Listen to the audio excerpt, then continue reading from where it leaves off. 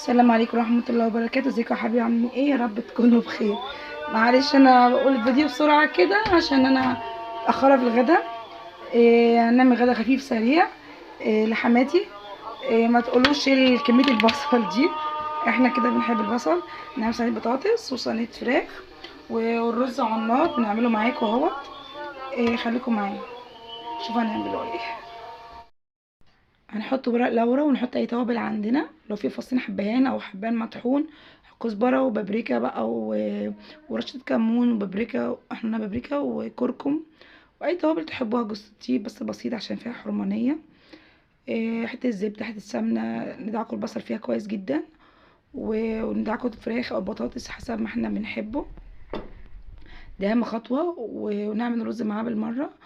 وصينيه الفراخ او بطاطس الاحسن ان احنا نتبل الفراخ وننقعها قبلها بشويه، بس طبعا انا مستعجله. هندعكوها كويس، وبعد كده نحطوها فوق البوتاجاز تاخد سوا وندخلها في الفرن. دي اهم حاجه. هنحط الفراخ اهوت وندعكوها كويس في البصله كتير بس احنا بنحبوها كده.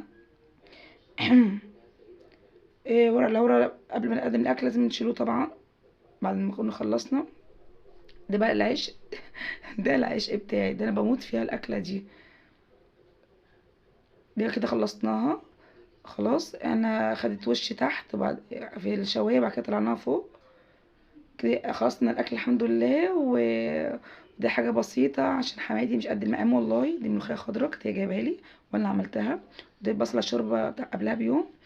ونقولوا قولنا بالهنا والشفا بقى. وكان نفسي والله اقدم لها اكتر من كده. دي سلطه عشان مفيش مخلل، دي صينيه فراخ. وشوفوا اشوفكم بخير فيديو جديد. مش عارفه اقول ايه. السلام عليكم ورحمه الله وبركاته.